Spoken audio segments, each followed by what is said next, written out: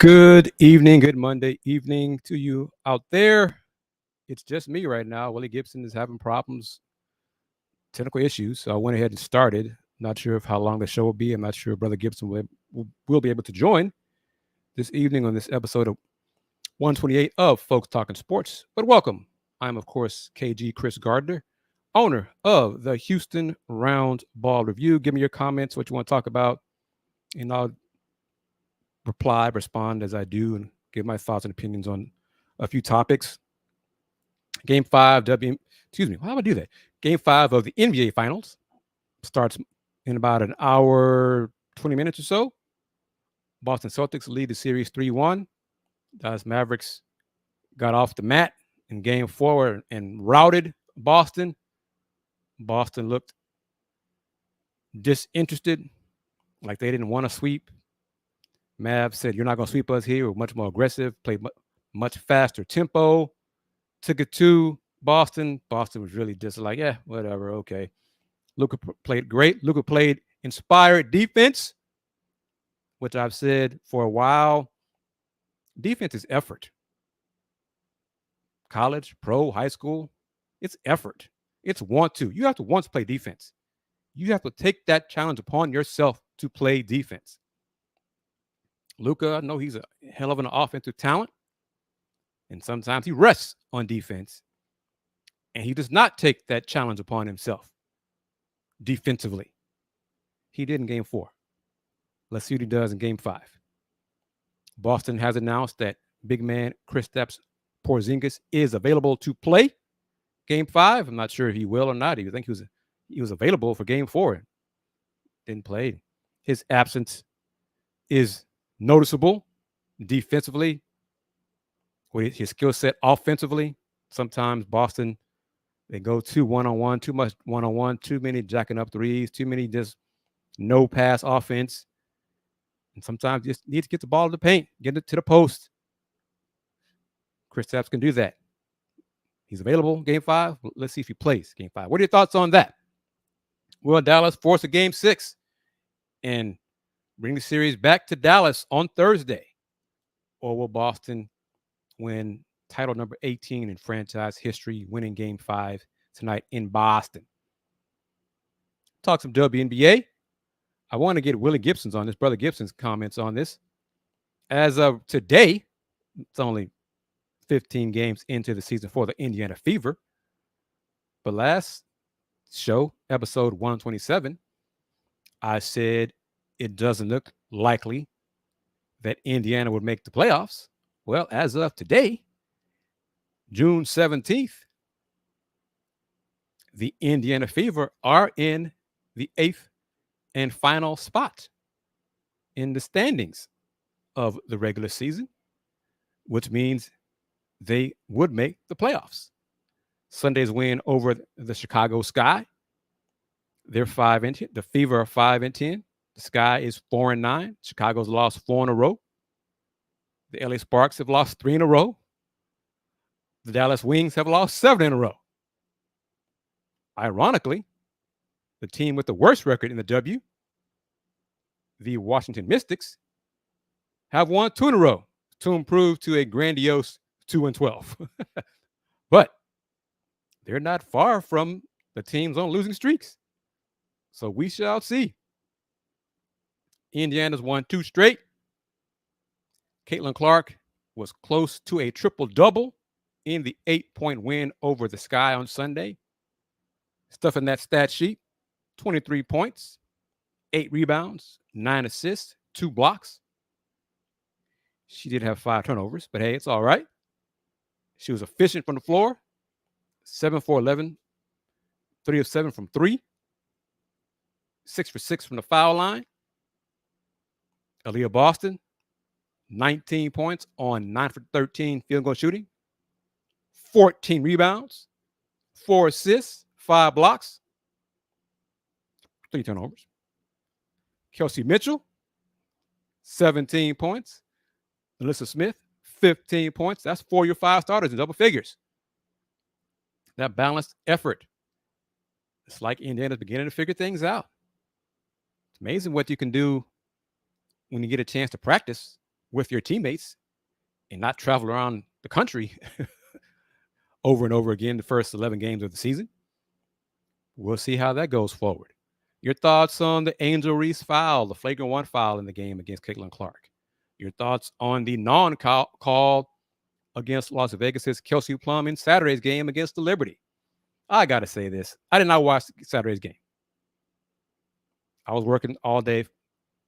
The election is part of one of my jobs that I do. Got to pay the bills. So I missed the game. I saw a clip of it. How do 3 WNBA referees miss that foul? How do you miss that horse collar by Miss Nyjah Laney Hamilton against Kelsey Plum? How do you miss that? Somebody needs to be in position, have the right angle to see that obvious foul. WNBA officiating is not good. NBA officiating is not great. College officiating is not great. What's going on? Is it too many inexperienced officials calling the game now? Too many of the vets have retired, taking that experience, that knowledge, the ability to control a game, the ability to be in the right spot, to see fouls and make the right calls. Obviously you have to call what you see, but if you did not see that foul against Kelsey Plum, you're in the wrong spot. Get in the right spot to see that foul. The baseline official, where were you? What were you looking at? So that's something I want to talk about. We can talk about the race issue between Angel Reese, that some folks like to bring up with Caitlin Clark, try to make Caitlin Clark a paragon of, I don't know what, white superiority or something. And Caitlin Clark squashed that, as she should, and kudos for her doing it. People trying to use her to, I don't know, the folks who do those kind of things, just more and more, they need to be squashed. They need to be called out. But those folks do not realize, those folks are further proof that there is still a race problem in America. Some folks ignore it, choose to ignore it, keep your head in the sand. That's on you. But it still exists. So that's a problem, but it's reality. Caitlin Clark is a hell of a player. Period.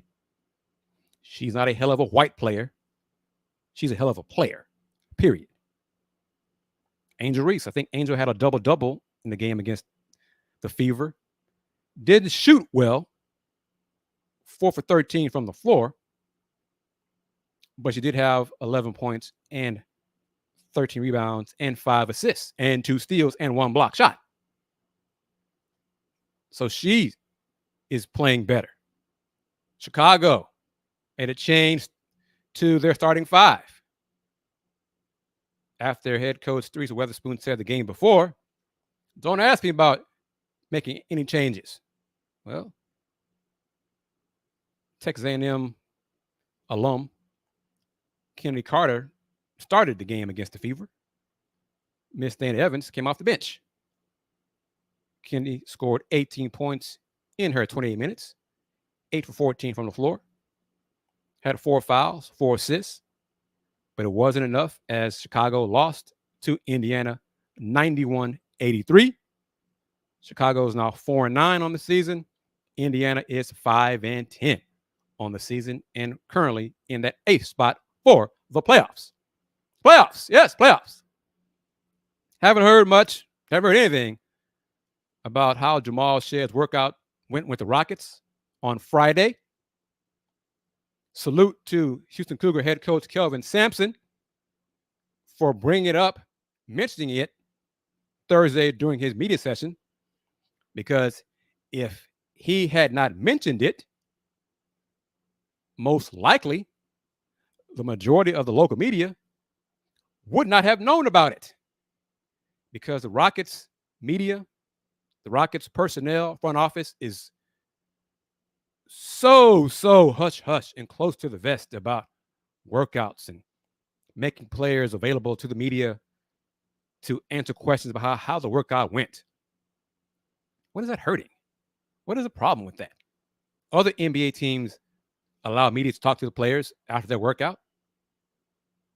I don't know why the Rockets don't do that. It's not some trade secret. Oh, well, we don't want people to know. You don't want your fans to know who you're working out, to get them excited about possible draft picks, possible players you brought in, that discussion, that interest. Y'all do, I don't know, whatever. That's a team choice. It's a personal, that's a team choice. I don't understand. I look around and I see other teams making their draft prospects available to the media. Rockets don't do it, but that's okay, whatever. Taking a sip of some water out of my folks Talking Sports mug. Get yours today.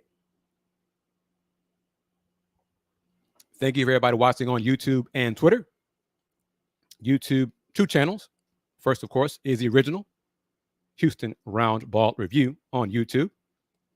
Then the baby of the media group is Folks Talking Sports YouTube channel. Subscribe to both.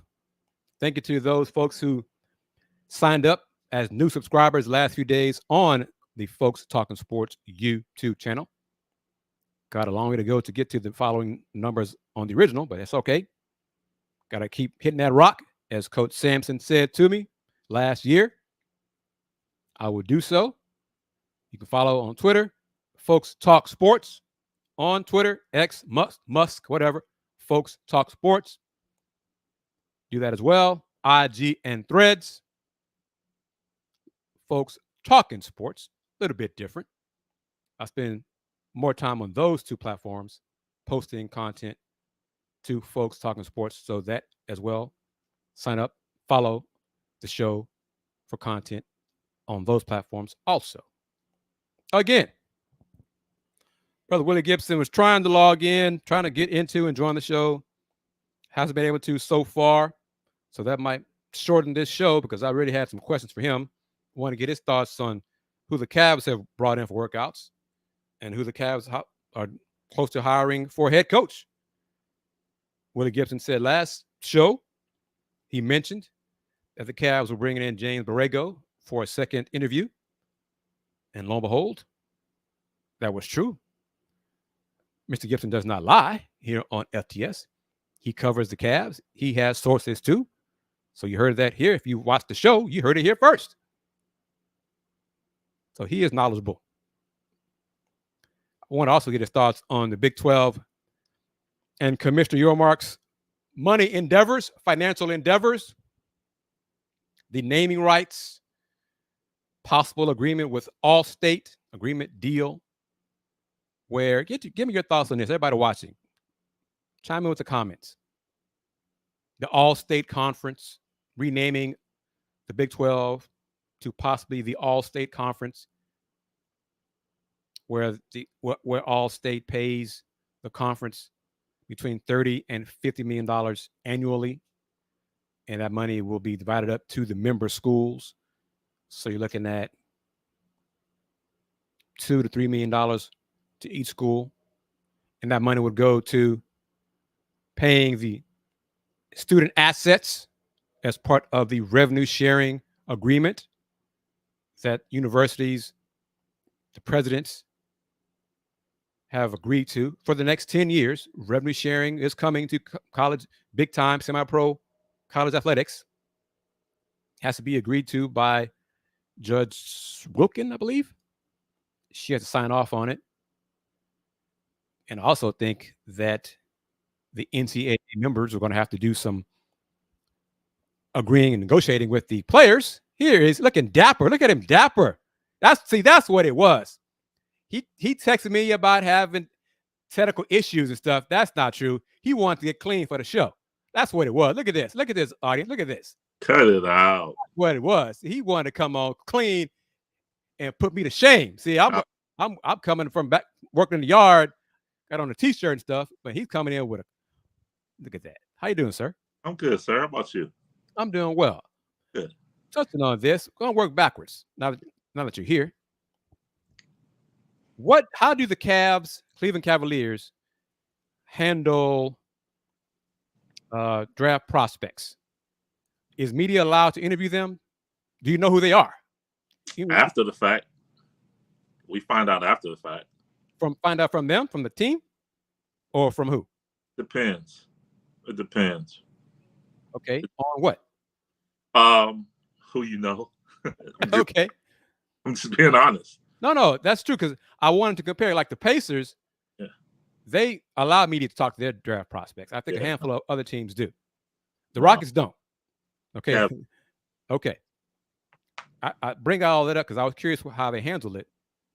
Houston Cougar, Jamal Shead, worked out for the Rockets on Friday. Kelvin Sampson told the media during his Zoom call on Thursday about it. If he had not mentioned that, none of us would have known. Yeah. Okay. Yeah. And then Jamal was on campus. That was the last day for the Cougs had their youth camp, elite camp. You know, every team does it. Yeah. Yeah. And Jamal was there, and he spoke to us, and he said, I mean, he was already out there. So he said, yeah, I'm working out for the Rockets on Friday. That Rockets were his 12th team that he worked out for. So he did not remember all 12. So he did not want to spurn the team. But he did say the Rockets would be his 12th workout. So that's all I know. Yeah. Okay. I don't know how it went. I'm assuming it, but he did say this. One thing he said, the team that he has worked out for have told him, you need to improve your outside shot. You know, being straightforward with him, you need to improve your outside shot. And you know, the truth, as he said to us and anyone who follows the Cougar men's program, Kelvin Sampson does not sugarcoat anything. So so Jamal is saying, hearing the truth from the team, I'm used to the truth. I heard it for 4 straight years, so it's no shock to me. So yes, I need to work on my shot, and I'll do so. And he's looking forward to being drafted or going to the best team, because signs do point to him being drafted, but there is a chance that he might not get drafted. And if that happens, he can just go, he and his agent. I think sometimes it's better for you to be a free agent if you don't get drafted. That way you can pick a team to give you the best chance to fit. Mr. Gibson, I have wanted to pick your brain on this since Thursday. Okay. Brett Yarmark. Oh, yeah. Come on, man. The Allstate Big 12. What is it? Come on. What are your thoughts on it? The Allstate, could be just the Allstate Conference or the Allstate 12. What are your thoughts on it? The naming rights for that. I mean, he's a business man. I mean, I get it. I mean, we're talking about it. Right? I'm not a fan, but why aren't you a fan? I'm just not a fan. No, I'm a traditionalist in most respects. And the game is evolving. The platform, the things aren't going to be the same. I get it, and I'm not get off my lawn guy. I'm get the bag, no question. But and I guess in order to provide the bag, some conferences have to do things such as this to generate the revenue to provide said bag. I'm just not a fan. I'm a traditionalist. I fought for years. The granddaddy of them all is the Rose Bowl, the Big 10 and the Pac-10. Now it's the Big 18 and the Pac-4. But I get it. Oh, Willie, now it's Pac-2. Oh yeah, the Pac-2. Right now. Yeah. Okay. I agree with you. I understand, and I'm going a different route. This plus the discussions with the private equity people, the CVC group. It's not. Some of my colleagues have said it's because to compete with the Big Ten and the SEC. No, I disagree. Mm-hmm. It's to make sure his member schools have the money to pay the student assets for the revenue sharing. That's what this is for. Sure. Because the naming rights, I don't, Big Ten and the SEC, they're not going to do that. That's not going to happen. I mean, we're traditionalists and things do change about it, but that's not happening. Those conferences are much older, more established, and they are brand. What are you going to say? Although I will say this, and I can bring it up later, Ohio State did something today that I never thought they would do. But what's that? In 2025, they agreed with UConn. UConn. Yeah. UConn was scheduled to come in here October 18th, 2025. They have agreed to not play that game. And now on September 6th, Grambling State will be coming to the Horseshoe. I saw that on Twitter. Yeah. And the thing about that is it was years ago that Ohio State under Gene Smith was an unwritten rule. They agreed they would not play any 1AA teams. Oh, okay. At that time, it was 1AA. Now we understand. Right. Yes. Mm-hmm. Gene, what's today? Today is what, the 17th? Mm-hmm. Yes, sir. 13 days from now, Gene Smith will no longer be the athletic director at Ohio State. Ross Bjork will be the athletic director at Ohio State. So I think this is a Ross Bjork move. And I understand. I get it. Next year could be a potential 15, 16 game season. So do you want to play UConn? Which UConn probably wouldn't be that much of a challenge. Or do, as you know, I like to call them, provide a check game, bring in Grambling, provide them, I don't know, 1.7, 2 million, whatever. I don't know the number as of yet. Okay, yeah. So that has not been announced yet. Has not been announced yet. Yep. But I do know in years past there had been schools and the number had been around that. So do you provide that number and allow Grambling State to come in? I understand this. So that's my only thing. Against Grambling. I mean, yeah. Never say never. Yeah. Okay. It's unlikely that the Big Ten and SEC would sell for naming rights for the names of their conferences. Right. Unlikely. Okay. Right. Never say never. Never. I think the check game for Grambling State is great. Yeah. It's a great opportunity for them, for the band. The band's coming, I hope. Has that been said? The band's coming too? Oh, I haven't heard that yet. I hope so. Yeah. But it'll be great for Buckeyes fans to see the band. And Grambling State alums, hasn't been like it used to be, when we were growing up. But their fans, they travel. They travel. So, and Ohio has two HBCUs ourselves, Central State and Wilberforce. Mm-hmm. And actually, Columbus. When I first came to Columbus some years ago, they had the not a Circle City Classic, the Capital City Classic, where Central State would come and play a game at the Horseshoe. Okay. Central State, another HBCU mm-hmm. On Ohio State off weekend, maybe the weekend before Labor Day, which at that time major college football wasn't being played. Right. And that would be the Capital City Classic. It would be Central State versus Langston University, or Central State versus Cheney State, or what have you. And the Battle of the Bands, things of that nature, the entire weekend. A classic. Yeah. So it was. So that's interesting, and I'm glad to see that. Like you said, exposure that Grambling State, those young men, that program. For personal reasons, interesting that Hugh Jackson is not the coach anymore, but I'll leave it there. It'll be interesting. It'll be good for that program, and good for those young men. Is it just a 1 year thing right now? As of right now. Okay. Right now. Okay. Yeah. Well, good. It's a check game. Yeah. The chance for the Buckeyes, younger third and fourth string players to play. And like I said, with the 12-team playoff now and the potential of a 15, 16 game season, as you said, the third and the fourth string will get a chance to play, and you preserve your starters if Sure. you will, and hopefully escape that game with no injuries.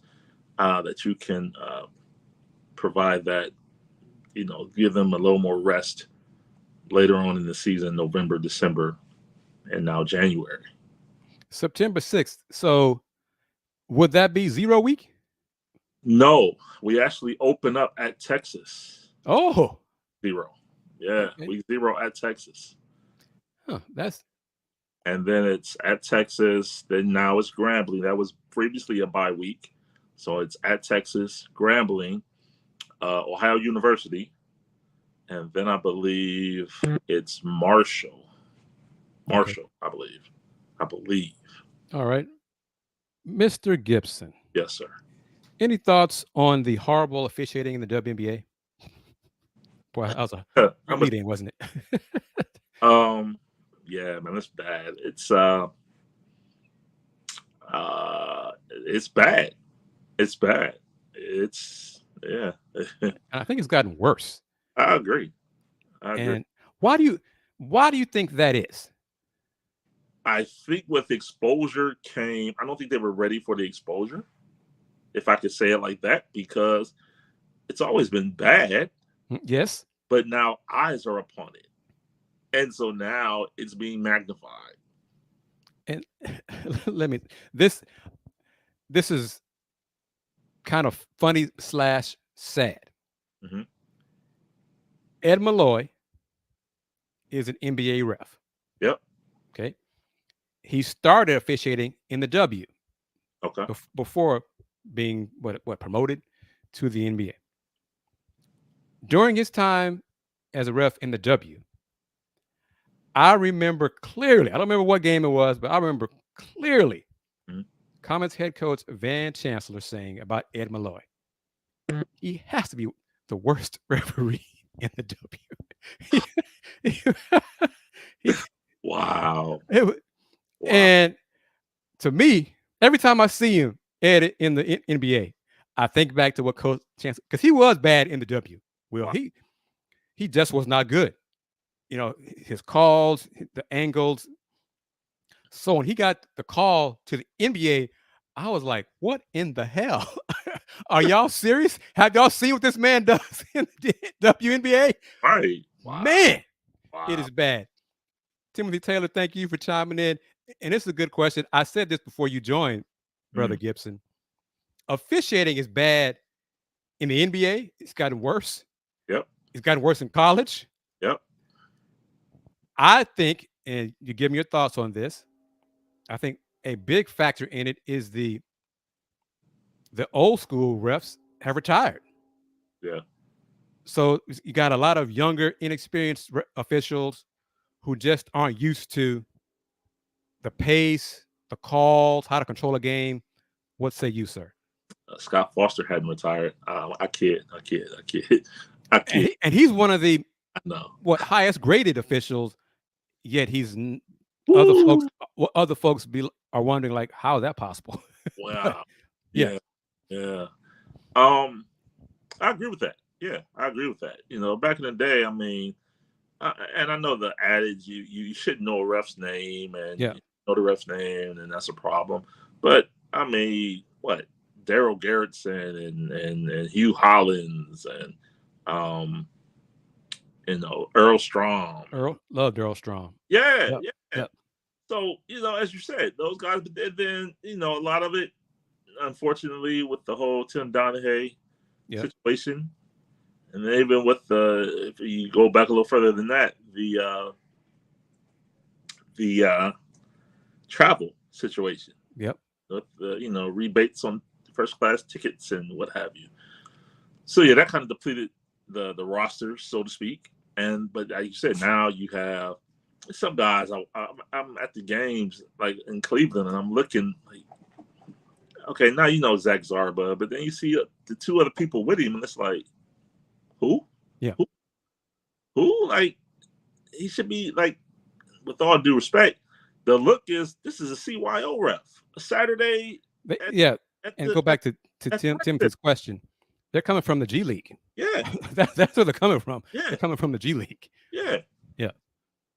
So the roster has to be replenished quickly, but it's almost like an oxymoron.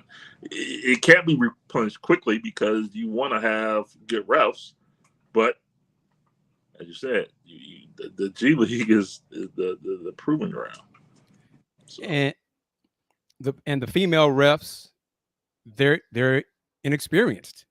Yeah. So combine them with the male refs who are also inexperienced, you have a completely inexperienced crew calling NBA games, calling WNBA games, and you have to be in the right position. Yes. You have your line of sight. It's a 3-person crew. They have to complement each other in the line of sight and the angles, because the Kelsey Plum foul, the non-call foul Saturday against Liberty. How could you miss that? I mean, so the baseline ref clearly was blocked by bodies, I guess, and didn't see it. Well, that means somebody outside half court on the sidelines, you need to be in the right spot. Yeah. And they weren't. So that's a failure by 3 people. And that happens too often in the W. It still happens in the NBA. It happens in college. The block shard stuff is a big problem there. But I'm shifting gears. Yep. Game 5 tonight, sir. It's about 50 minutes away. Yep. Is it over tonight, sir?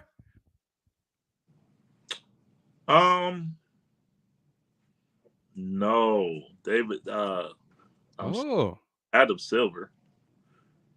They need numbers. They start making money in game 6 and 7. Yeah, you knew where I was. That's what the people say.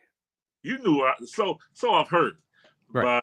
But no, I think it's not. And I think cheeks get tight in Boston, because if Dallas wins tonight, there's a game 7.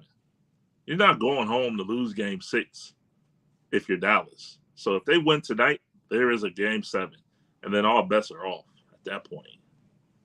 All right. Let me say hi to Thrillo. Thrillo, how you doing? A proud alum of Texas Southern University. I'm going to be different. Mm-hmm. It's over tonight. It's done in game 5. All right. I have your logic is sound. Boston's no-show in game 4. I mean, that's what it was. It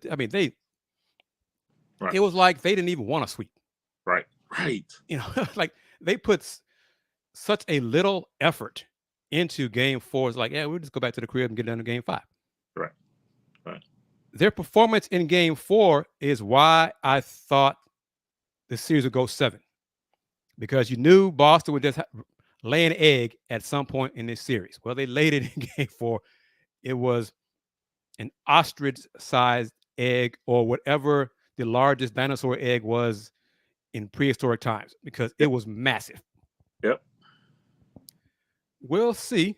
But what was different in game 4? What did Dallas do differently in game 4, in your opinion? I think, to quote Shaq, the other showed up. Dante Exum balled his face off. And he done that. Salute to him, because you and I and one of our audience members said, was the last week, about Dante Exum should not be playing ahead of Tim Hardaway Jr. Well, yeah. Yeah. It was us. Yeah. Yep. So, I mean, they showed up. And I think it was a combination. There was that. And I think Boston, like you said, for what they were like, I was talking to a friend during the game in a text group, and he said, well, they didn't really want to win this game. They just wanted to clinch it at home. I said, okay, you can tell me that if you lose by 12, if you lose by 8, they lost by 40. Right. Yep. 38. Exactly. But no, that's not, we just want to clinch at home. That happens if you lose by 12. 14. Yeah, they didn't care. They didn't care. Yeah, that no. What are your thoughts on this from Timothy Taylor? A team with no all defensive team players will not win 4 straight games after down 3 games. They're not going to need all defensive players if Boston, because we've seen Boston do this. We've seen Boston do this, so it's not going to take all defensive effort from Dallas. The Mavs played faster pace. Luka actually gave a damn on defense, and you know how I feel about defense. Defense is effort. Yep. Defense is want to, and I know Luka is all world on offense. I know that. Yep. And he takes defense off. Okay. Yep. And to me, that's what separates elite players from Luka. Yep. Elite players get it done on offense and defense. And that's what makes superstars elite. That's why, to me, I'm an old head. I admit it. There are very few elite players in today's NBA. Guys who get it done on offense and defense. Correct. Luka gets it done on offense. What he did in game 4, he put forth that effort. If he does that game in, game out on a consistent basis, then he could become an elite player on both ends of the floor. He could do it. Yeah, he could do it. Yeah, we can do it. Let me ask you this. Did you hear Jayson Tatum during media availability yesterday? I didn't. He just, and it's not new. He's been doing it all playoffs.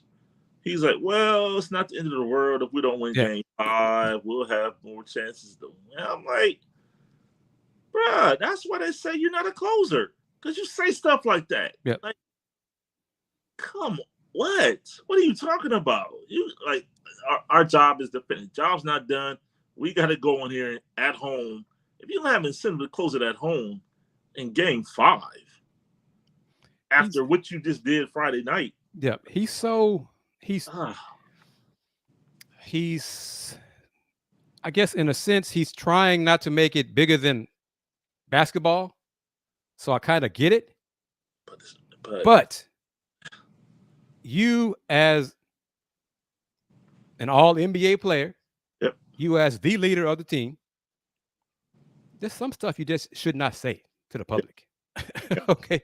Yes. You just don't do that. Just don't say those things. If Boss wins and they give JT finals, which I doubt. I don't think he's doing unless he has a hell of a game 5. Jaylen Brown, he would be furious because he's had a better series than Jayson Tatum, But Tatum, and what was it? It was game 3. He was mic'd up and he said how, hey, we got to attack the basket, beat him off the dribble, stop settling for jumpers, me included. Yep. And then game 4, what did his ass do? All he did. That's all he did was set up for jumpers. And he can play in Scott Foster. And that too. Oh my goodness. Wow. He was Luka. Yes. In game 4. Every perceived foul. I got foul, ref. And he stand back. Well, Dallas races down the floor. Yep. Crying to the refs. Man, yep. I'm going to say this. How old is Jayson? 26. 26. Luka's 25. Both of y'all are old enough to know better. Yep. I'm going to say it in much more plain English right now. So kids, parents, cover your kids' ears. You two are grown-ass men. Stop crying. I'm going to say something else. Stop bitching to the refs and play basketball. Yeah. Hey, star, you looking for star treatment, all that kind of stuff. You're not going to get every call. So stop acting like you deserve every call. And stop hurting your team as you either stay down on the court, on the floor, shaking your head. Man, I thought I was fouled, man. Or standing in the back. Yep. Or doing this or what. Bust your behind down the floor and help your team. Yep. Oh, my goodness gracious. But okay. So you're saying Dallas is going to win tonight? I am. Okay. And then you're saying Dallas will win Thursday in game 6. I am. And then we'll see you Sunday. Okay. All right. I'm saying it's going to end tonight. Hey, now, selfishly, to kind of go in a different direction, I'd love for it to end tonight so I can see how quickly Kobe Altman puts that extension on the table for Donovan Mitchell. Yeah, because teams can, discuss, negotiate with their own free agents once the finals end. Yes. Porzingis is available to play tonight. And there's no minutes restriction. But that does not mean he will play. Yeah. Because he was available in game 4. Yeah. But he didn't, So we'll see. It's amazing. I'm saying it's amazing. It's surprising to me how the Celtics training staff has okayed him to be available because his injury is so unique, but the recovery time for it, wasn't it 6 to 8 weeks? Allegedly, right? Yeah. Damn. Yeah. I'm interested also, speaking to your own free agents after the finals, speaking of Jayson Tatum, 5 years, $315 is on the table. And I gotta research the second apron. Because, okay, you just gave Jaylen Brown $300 million. Now you I don't believe they'll be at it until next summer. Okay. All right. If they're not this summer, they will be. Yeah. Okay. Yeah. Then Drew got 167? Yeah. It's like, wait a minute. And Kristaps making a healthy hunk too. All that. Oh yeah. Yeah. The math ain't math. And Derek White wants coming up. Look, so yeah. So if it's not this summer, it's coming. So no question. Yeah. Okay. It's not just me, because I'm like, the math ain't mathing. Yeah. Like, wait a minute. But okay. Mr. Gibson, I want to give you a chance. I fell on my sword a second time earlier. Okay. As of June 17th, and clearly the season is not over today. Mm-hmm. But as of today, the Indiana Fever would be in the playoffs. Yep. Last Monday, we said they would not make the playoffs. They won 2 in a row. The teams behind them have lost. I looked at this. This is our teams. Think of this, Will. Chicago's lost 4 straight. Los Angeles has lost 3 straight. Dallas has lost 7 straight. So that's the team that's helped Indiana a 2-game streak, winning streak. They're now on the 8th spot. Yep. I mean, the Mystics will. They won again. Have won 2 in a row. 2 in a row, yeah. So they're now 2-12. So yes, I called out. I questioned the Caitlin Clark fans. What would y'all do when the Fever don't make the playoffs? Well, the Fever might take advantage of the teams behind them and make the playoffs. So yeah, and I think it was inevitable for them. They started out. We talked about it. 11 games in 20 days, and they played the Liberty 3 of those, and they played Chicago. I think played Connecticut 3 times too. Something it's like I get it. We all know what it is, but now that they've gotten settled, and they got 4 days off, and what happened? They got to win. Yep.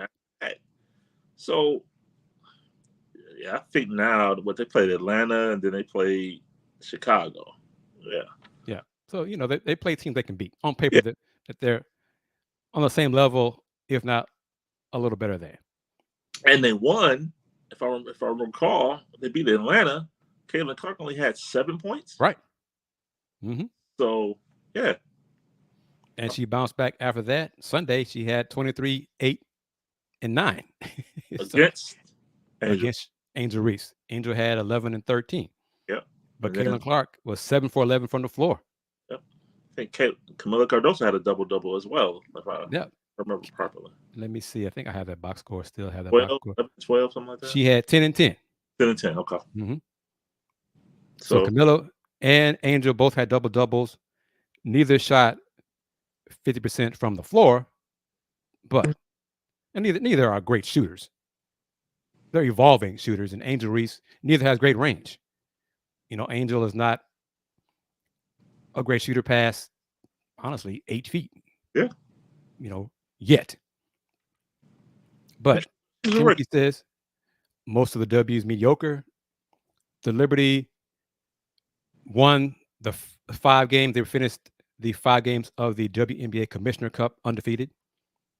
They're going to play the Minnesota Lynx, who are 4-1 in the Commissioner's Cup, on next Tuesday, 25th. Yeah, 25th at UBS Arena, not at Barclays, Liberty's usual home, because the draft is next Wednesday and Thursday. Round 1 on Wednesday, round 2 on Thursday. So they had to change locations, change venues for the championship of the WNBA's Commissioner's Cup.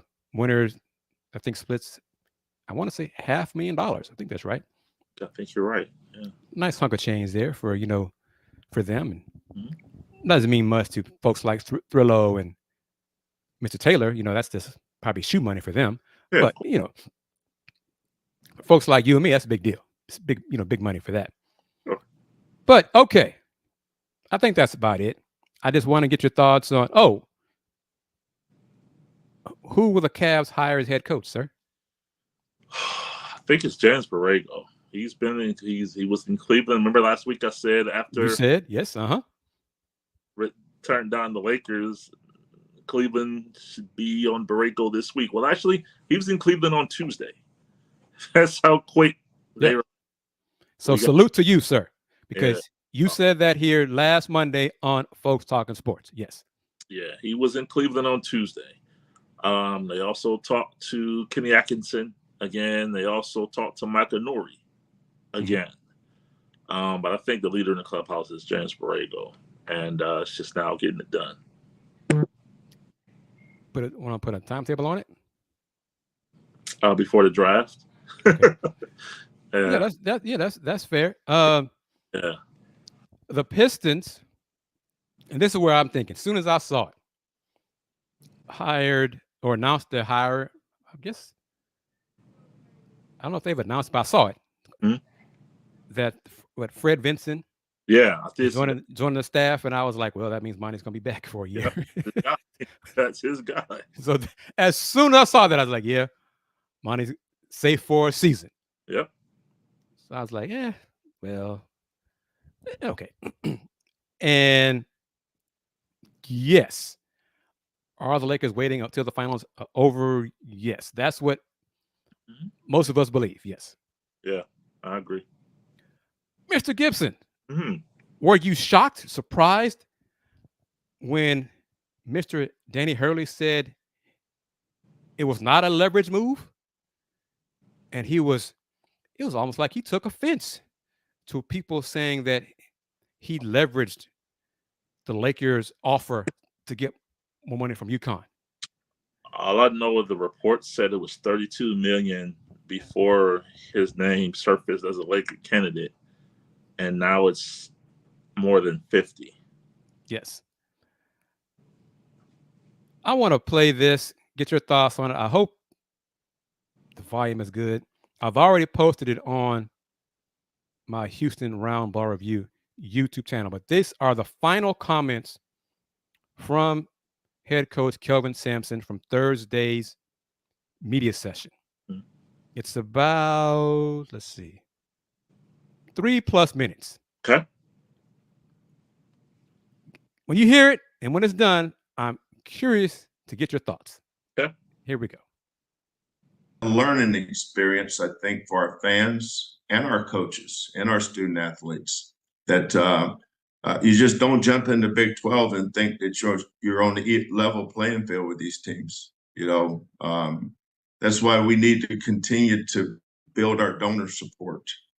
We need to make some hard decisions on brick and mortar versus NIL.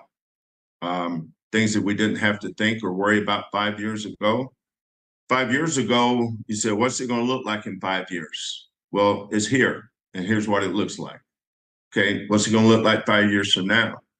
The guys that can figure out what the where the road is going and be forward thinkers and get outside the box. Don't get in the bunker and put your hands over your head, worried about getting hit. Get your ass out there and fight. Figure out how we're going to win this battle. To me, that's the only way that we're going to survive here. We got to fight. We got to fight for more donors. We've got to fight to get our fans more educated on what we want to accomplish and how we cannot do it without our donors and our boosters and our alumni. They are our lifeline, and we've got to come up with more ways to make it more appealing to come to our football games. I think our football team is going to grow and grow and grow with Willy.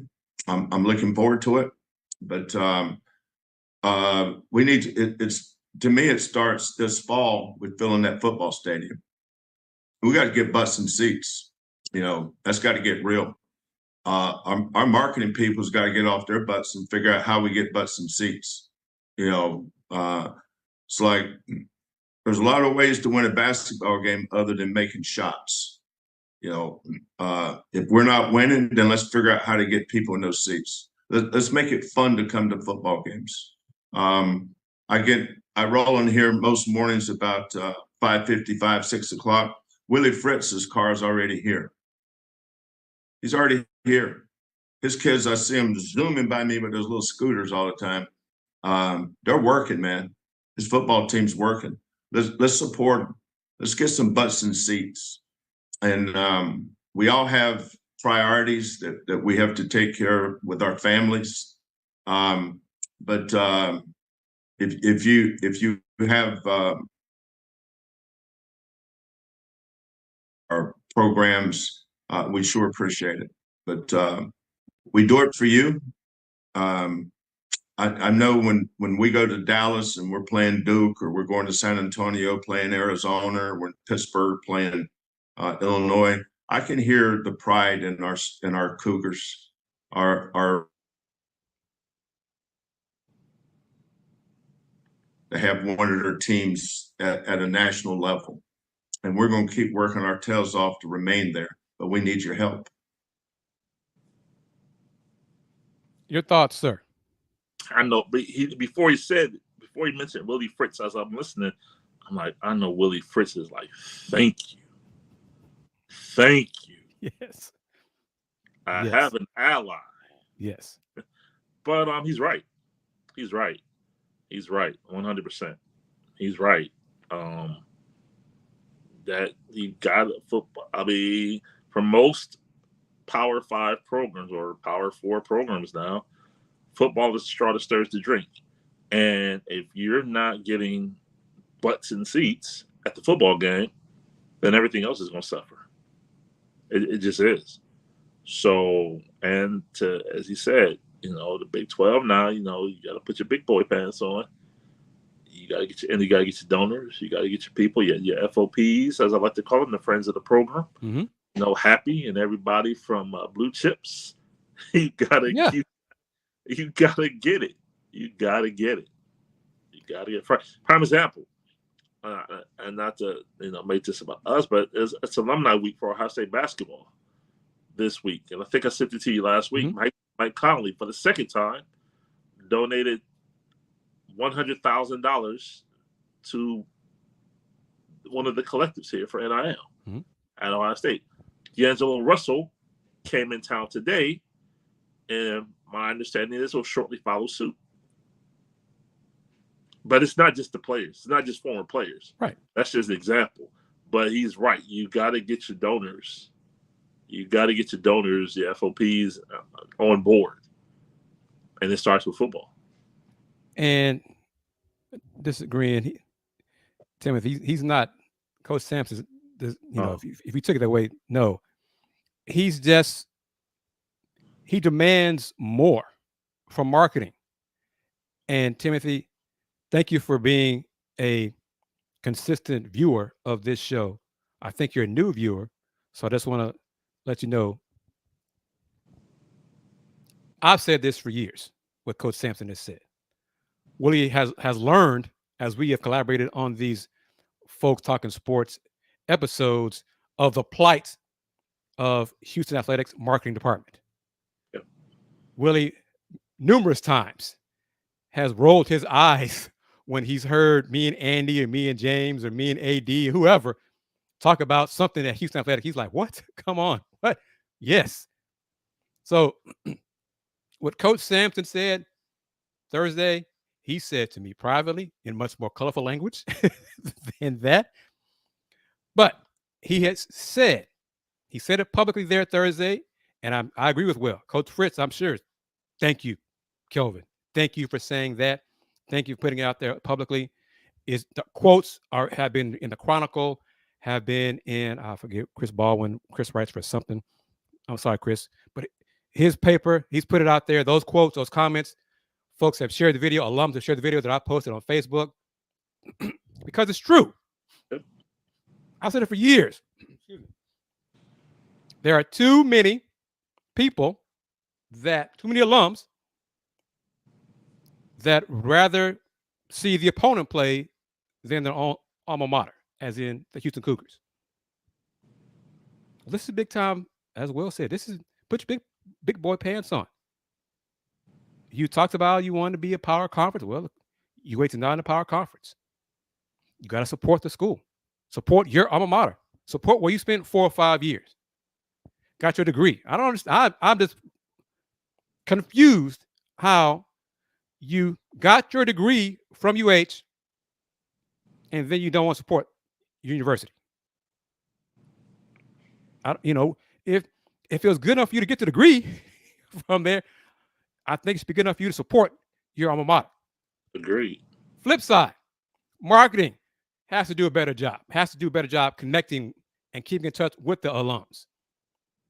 I'm getting emails from the Houston Life Member Association asking me to join the Alumni Association, be a life member. I am a life member. Wow. I've been a life member for like 10 years. You know what I'm saying? I have the bumper, it's on my bumper sticker on my car, spelled out.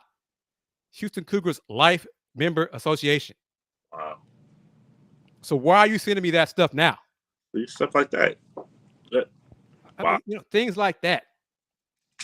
And I'll wrap it up with the closing moments of episode 128 of Folks Talking Sports. When I was a student at the University of Houston, I remember receiving the verbal slings and arrows when I was on the local sports talk shows, decrying the piss poor job marketing did promoting the football games that coming week. You'd walk around campus, Will, and you'd have no idea that a game was coming up on Saturday. None. So people are like, well, who was Kris? Who's he saying all that?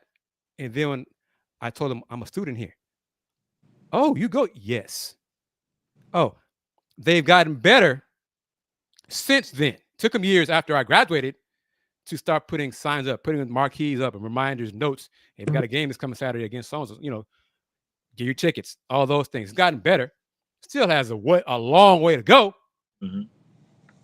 But Coach Sampson going around campus to the student dorms, buying pizza for the students, telling them, hey, we got a game tomorrow. We got a game this week. We need you there. He did that in first year 2. And now Fertitta Center is sold out and has a waiting list, but 2-3 years long. That's great, Kris. But that's not his job. Yeah, right. I get it. But I guess for me, and forgive me, first world problems over here. My fault. Because what I'm about to say, I know it's going to be like, wait a minute, what? But I think the product would solve a lot of that. Yes. I think the product is your marketing. If it's a team that's worth your while to go see on a Saturday afternoon, I'm not going to need somebody to tell me that the football game is Saturday. I'm like, I got to go see the Cougars. Like, I got to go see the Buckeyes. So I think a lot of that is the product. And that's fair. And the Cougs under Tom Herman, they were it. They were the it team in town. Yeah. No question. So, yes. And that is the last big crowd, sellout crowds, average attendance crowds were those Tom Herman teams. He sounds familiar, Tom Herman. Yes. Tom Herman. Where did he come from? But as Thrillo says, it's true to a point with Houston alums, to a point. Mm-hmm. But Houston alums have such a defeatist attitude, such we've been down so long. We were held out of, we got passed over for the Big 12 28 years ago. But you're here now. Thank you. That's what I'm saying. You complained for all those years about not being in the Big 12. Well, damn it, we are in the Big 12 now. So buy your tickets. The excuses are gone now. Yep. Buy your tickets, and they're not expensive. Okay? As Will knows, when I tell him the price, he's like, what? Is that all? Prices y'all told me, I'm like, wait a minute, what? Bro, listen. So, yes, and let me be clear. This first year under Coach Fritz, the wins and losses, the wins probably won't be here this year. I doubt they make 500. But they're going to be better. They're going to be better coached. They're going to look like they know what they're doing. Mm-hmm. You won't have a head coach toss players under the bus doing press conferences. Next season, they're going to get better. Coach Fritz had, I think, the last 2 weekends, he's had 15 recruits on campus each weekend. Nice. That's what it's about. Okay, that's what it's about. And he's showing them what the football ops building is going to look like once it's finished. He's on it. He's not the one to say, well, the class of 24, that ship sank. That ship sailed like the previous person did. Okay, he's on it. So it's just going to take him time to build it and build a solid winning foundation. So I'm saying, wrap it up. This team this season might go 4-8. Mm-hmm. So to the fans who do buy tickets this season and say, well, y'all told me to buy a ticket and they didn't win games. And then I'll just put my hands up. Okay, then what kind of alum are you then? Let me say this. Go to the game. Go to the game. Yes. In seats, because I know a lot of people might buy the ticket and then they just don't go. Right. So, yeah, in that part, Coach Sampson mentioned marketing does need to do a better job. And they have improved in the game day activities for the fans to get them at the stadium. Those are getting better, and those have gotten better, and they're getting better, continue to improve. But, yes, buy your tickets, go to the game, support the Houston Cougars. And then year 2, they'll be better than they were in year 1. And the wins will continue. Coach Fritz is in it for the long haul. He wants to win on the P4 level. He's won every other level he's coached because he knows what the hell he's doing. And he doesn't take shortcuts. And he doesn't, how can I say this, Will? He doesn't blame others. Mm-hmm. So that's how I'm going to wrap it up. All right. Mr. Gibson, thank you for joining and your insight. I'm glad you got everything taken care of. But for those who do not know you, sir, let them know how they can get in touch with Mr. Willy Gibson. Yes, sir. I appreciate it. Kris, as always, you can always find me on Twitter at WillGibson7. I'm still a contrarian. I don't want to call it what it is. It is Twitter at WillGibson7. Facebook, Will Knows, and that's across as IG and Threads, Will Knows Sports. And you follow Folks Talking Sports, IG and Threads, Folks Talking Sports. If you still prefer Twitter, you can. Folks Talk Sports. For that, follow that as well. I am, of course, KG Kris Gardner, owner of the Houston Roundball Review. We are minutes away from the start of Game 5 of the NBA Finals. If you missed it, Mr. Gibson says the Mavs are going to win tonight and force a Game 6. And he said Mavs will win Game 6 and force a Game 7. I, on the other hand, say Boston's going to wrap it up tonight, Game 5, and win that 18th, right? It's 18th, right? Yes. 18th championship in franchise history. Because if they don't, I agree with you then. If they don't, it's going to be a lot of lemon booty, as somebody likes to say. But Boston tonight wraps it up, and then we can talk about the draft and free agents and all that good stuff. Yep. So once again, for Mr. Willy Gibson, I am Kris Gardner of the Houston Roundball Review. Thank you for watching us on Twitter, X, and on YouTube at the Houston Roundball Review on YouTube, but also on the new Folks Talking, the Folks Talking Sports YouTube channel. Tell your friends about it. Subscribe to both. Enjoy the game. We are proud to give you a lot of different sports. We talk WNBA, we talk NBA, college, Ohio State, the Ohio State. That's what we do here on Folks Talking Sports. So spread the word and keep this in mind. Since 1994, the Houston Roundball Review, local name, global perspective. Everyone, take care. Peace.